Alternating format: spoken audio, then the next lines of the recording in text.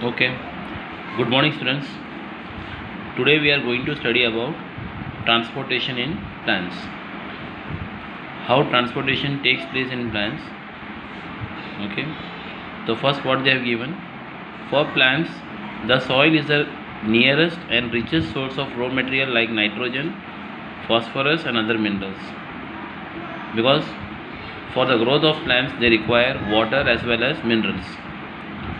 So soil is very rich of raw material like nitrogen, phosphorus and many other minerals are also present in soil.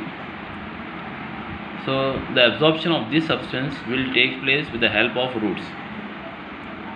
Okay, because root is very much nearer to the contact with soil. So these roots will absorb all the important minerals and waters from the soil. And if the distance between the soil contacting organ, that is root, and chlorophyll which is present in leaves, so the energy and raw materials can be easily transported.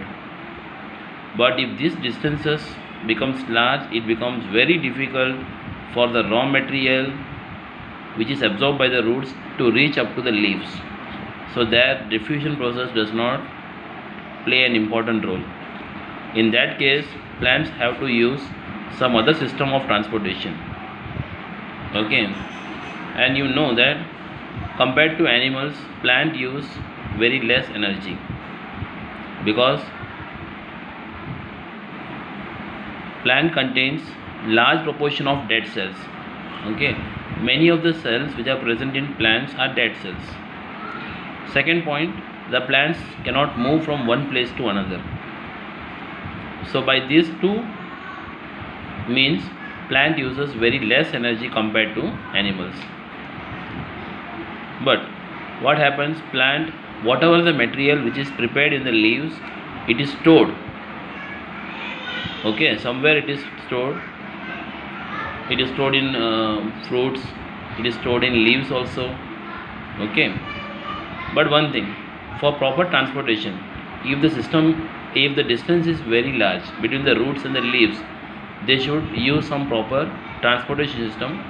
For that they are using this xylem tissue and phloem tissue. Xylem tissue and phloem tissue are the two conducting tissues which is present in the stem. The xylem moves water and minerals obtained from the soil. So xylem tissue will carry water and minerals from the roots and reaches to the leaves, and phloem tissue transport the food materials which is produced in the leaves to various parts of the plants. Okay, now transport of water. First we are going to study about transport of water. So you know, okay, water is transported by xylem tissue. But you should know, okay, what are the parts of xylem tissue. In xylem tissue, vessels and tracheids of the root, stems and leaves are interconnected to form a continuous passage. Actually they are interconnected with each other.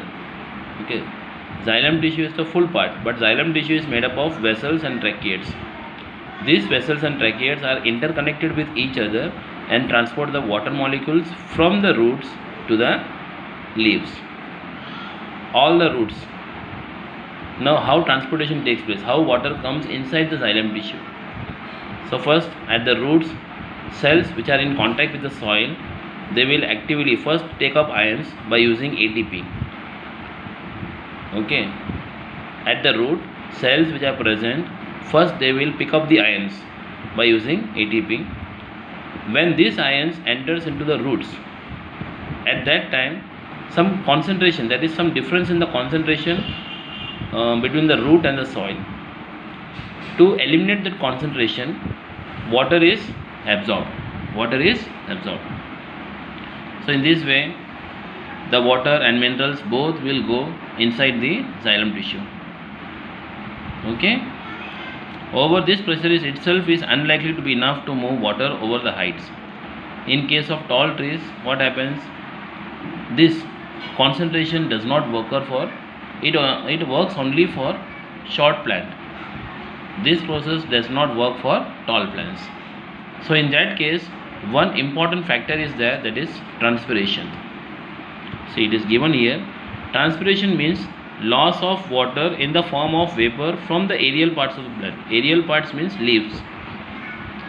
Some of the water molecules are evaporated from the stomata in the form of water droplets. That is said to be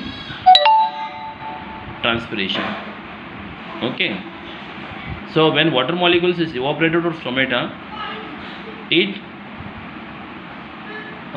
what we can say, some pressure is created in the stomata.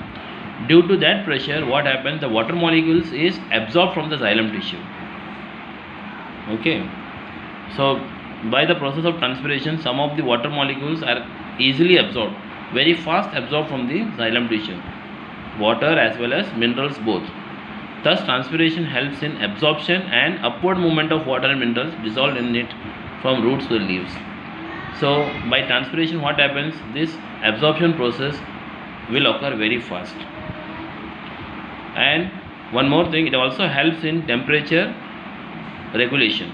Okay, so the temperature is also regulated by this transpiration process. So by these two factors, one is change in concentration at the root, another one is transpiration. These two important factors which plays an important role in transport of water molecules.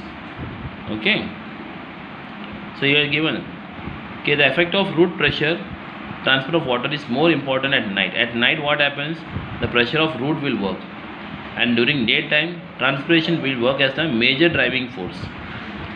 So this is the main, actually two things are very important, root pressure as well as transpiration. But root pressure works at night only for the transport of water molecules and minerals, while transpiration works during daytime. It is the main force which absorbs the water molecules and minerals from the roots and it reaches to the leaves. Okay.